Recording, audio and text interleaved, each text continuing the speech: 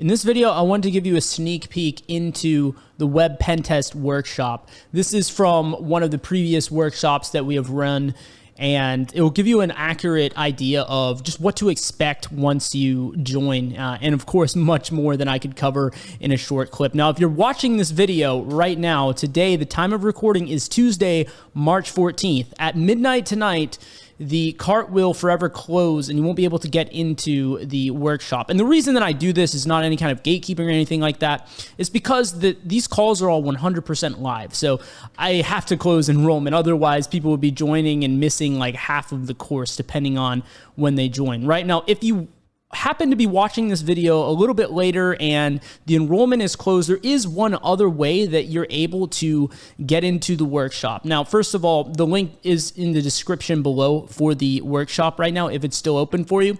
But if you miss that window of midnight tonight, you can actually still join the workshop if you join the Elevate Cyber Year Pass. Now, what that will gain you access to is not only this course from whenever, it's always available, you can join at any point, but also will gain you access into the next 4 workshops that I run. I do 4 of these every year, by the way.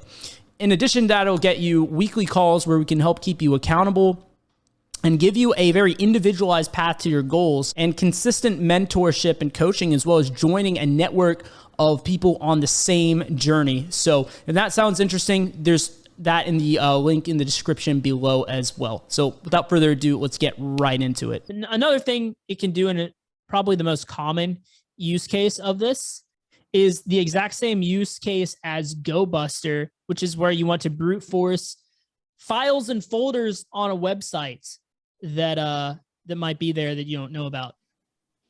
Now, what do I mean by that, right? So let me just open up. Let me just create a web server real quick. And I know Josh was showing you guys some programming, web servers, and things like that. I'll show you guys as well, just to get from the attacker's perspective what's going on here. And I can run this tool as well. This is what is known as content discovery when we're looking for files and folders on a web server. And it's very important to do as part of your methodology, because before you can look for a vulnerability in an application, you have to make sure you're looking at the entire application, right? There could be some functionality that you don't know about, right? So you want to make sure that you're able to test everything. That's the first step here. But this is Kali Linux, by the way. If you install VirtualBox, say you decide, hey, I want a VM, I want to use Linux and use the tools on that, then you're going to want to install Kali Linux. So how would you do that? Kali Linux. And if you go to kali.org, that is the website, and click download here.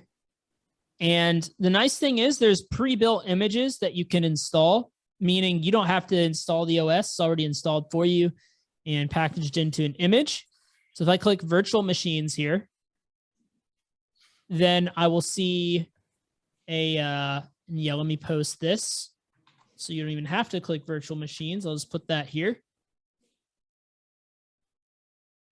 And here's the important part, right? You see these two here. You got VMware and you got VirtualBox. Well, if you have VirtualBox, you need to make sure you download the VirtualBox image, because it is slightly different than the VMware image, just as far as the file goes, not as far as the operating system goes, but the file itself is a little different. You download that, as you see, it's 3.7 gigs on the VirtualBox one. So it might take a little bit of time to download. Just keep that in mind. But what it will do is it will install an ISO file, a .iso file. And what you would do, and watch this back on the recording if you get stuck here. This is what the recording is for. But what you want to do is you come into here, machine, new, okay? I'll just name this something. And I will say it's Linux, Oracle 64 or Debian 64. Yeah. Now, for the settings on your virtual machine, if you decide to go virtual machines, right, this is something that you're going to run into. Well, how much resources do I need to allocate it? All of that stuff. The nice thing is Linux is not as resource hungry as Windows. You can get away with a lot less resources. It really depends on how much of your resources do you have on your own machine, right? On your host machine. So before I give you a recommendation on how much memory, if you're not aware of how much RAM you have, RAM is the big one. Then you're going to want to find that out. So if you type about your PC, I just typed about down in the search bar. You can say about your PC. You can see your system settings, and I can see my installed RAM. I have 32 gigs, which is quite a lot. I'm running a desktop. If you guys are on laptops, you might have less than that. If you have 16 gigs, that's still super solid. You're going to be able to allocate quite a bit of RAM. If you have 8 gigs, you're probably still fine. You might just want to allocate a little bit less than what I'm about to recommend here. And if you have less than 8, you might run into some problems. It might be difficult to run virtual machines for you. You might find things to be very laggy when you do that. So just keep in mind like how much RAM that you have to allocate. And as you see here, mine goes up to 32. But you see how this is like orange and this is red. I don't want to allocate this much RAM to it because it's going to start slowing down my system because my actual host system needs to use memory as well. But what I would typically do for Kali Linux, if you have 16 gigs or more, you're probably good to allocate about 8 gigs of RAM, and this thing's going to run very smoothly. So 8192 megabytes. It's going to run super smooth. If you're on less than that, I mean, honestly, running 4 gigs of RAM, 4096, is going to be pretty solid as well for you, I think. And now I was having problems with VirtualBox after I installed WSL. Could just be me. But keep that in mind if you're going to install WSL. If you're really going to do virtual machines, I would say don't worry about WSL. Just install the virtual machine, because just so you guys know, once I installed this, it pretty much broke all of my VMs on VirtualBox, and they all were black screen. And that's part of the reason I switched over to VMware. Also, it's a little bit smoother, but VMware is a paid product, and I definitely don't recommend you guys to go into paid product if you're just getting started with this stuff. But I can create a virtual machine. And now the next thing it's going to ask you is how much storage space do you need? So that's another nice thing about Linux. Typically doesn't need as much storage space. Now, of course, it depends how much storage do you have. Does it tell me in here? I don't think it says in here, but what you can look at is you can open a Windows File Explorer, go to this PC, and you can see like how many gigabytes you have on each drive, how much storage space you have available, and I'll give you an idea of storage. But I would say, honestly, you could go with the 8 gig default. Should be okay for this course. Just going with the 8 gig. Leave this on VDI.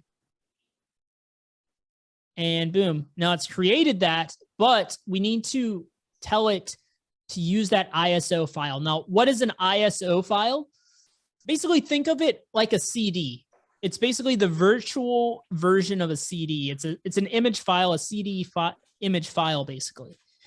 We need to tell it to try to boot from that CD, basically. So if I go to settings and just right click and hit settings here, you might want to change some other things while you're here. If we look in general here, you definitely want to enable shared clipboard and drag and drop bidirectional. What that's going to allow you to do is, say you have your virtual machine open and you're Googling stuff on your host machine and you're like, oh, I need this line here. I can copy this and I can paste it in my VM because it's sharing the clipboard. So I would highly recommend that. It makes things a lot easier. And also if you need to copy some output from your terminal that was in your virtual machine to your notes that are on your host machine, then you can easily do that as well. We'll cover notes here in a sec also. So another thing you probably want is the drag and drop. which basically if you have a file on your host machine, you can just drag and drop it right into your virtual machine and vice versa as well. So I'd recommend enabling those. Then if you go down to system, you can leave it at 1 CPU. It should be fine here. I typically leave this default, and this is defaults here as well. But this is the part that we really care about at this stage, is going into storage. And you click this little CD icon with the plus to add an optical drive. Or actually, you could just click on the empty drive here. Let's see. Let me just remove this. The way I typically do it is I just add the CD, and then it will prompt you to say, okay, like what ISO file do you need to use? And I'll just click add, and then you browse to that file. So here's one, for example. I have this ISO file for Debian Linux. I could just click on that, and then you see that one comes in there, and I just then select it, choose, and now you see that shows up. So basically, the way you can think of this is if you had a Kali CD or a Debian CD to install, like an installation CD, you basically put that in the CD drive. That's what you did. So now when I start up this virtual machine, I can go through the installation process and all that. But actually, let me take a step back here for a second, because I forgot that these are actually OVA files. So the process is slightly different. Now, I mean, the fact that you learn that is still useful information, because if you want to set up a Linux machine that's not Kali, or it's not a pre-installed image, that's how you would do it. But with these OVA files here, these are pre-installed snapshots, basically, of a operating system that's already installed. The like storage and all that's already provisioned. Everything is ready to go. So you're not going to have to install the operating system. So literally all I would have to do for this one is I'd let it download, and I can just drag and drop. Obviously I didn't finish the download on this, but I could just drag and drop this into my virtual box. So if I just click this and drag it into here, it would just automatically populate everything, and everything would be ready to go.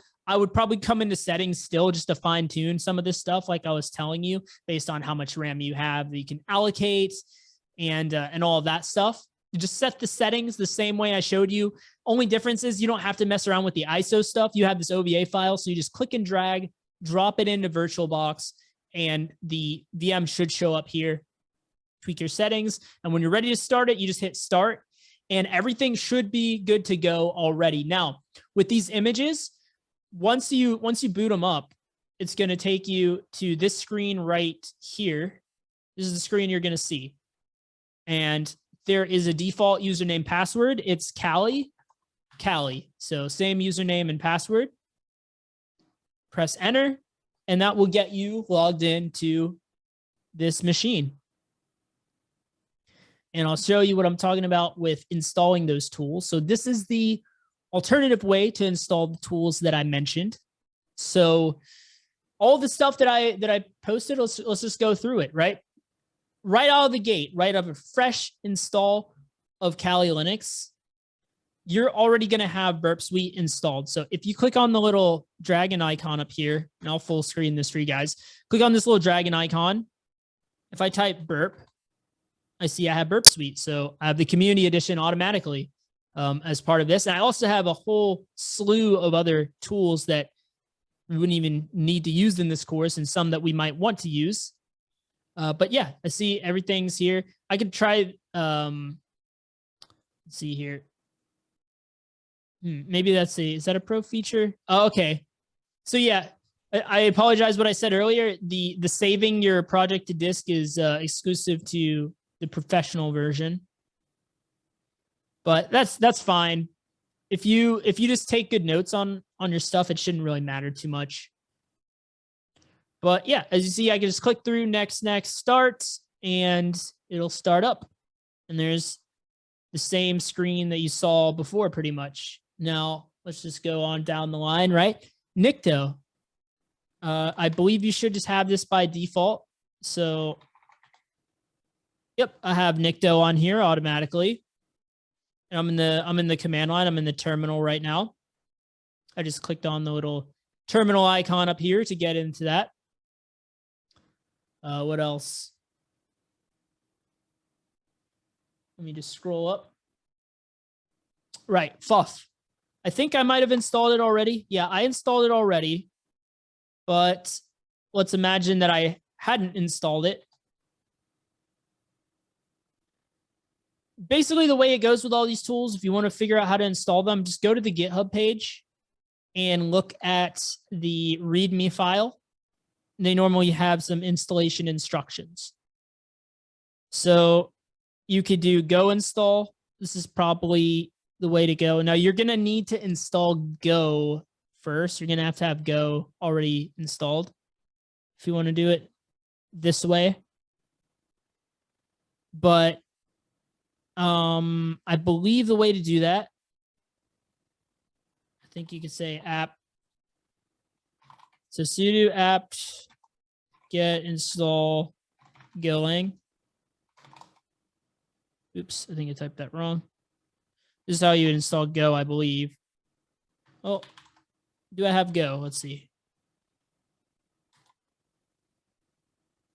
Well, once again, yeah, if you're not sure how to install Go, because I'm always forgetting myself, right? So install Go, Linux. And you could go to the documentation. And this is what we were doing all the time as hackers, honestly, because we're interfacing with so much technology. There's no possible way you could remember everything. So it's getting good at Googling stuff is a skill in and of itself. And you'll see that in programming as well, right? You can't possibly memorize every framework, every language, every, all these tools you're going to use even on the development side. So a huge part of the game is to know how to Google stuff.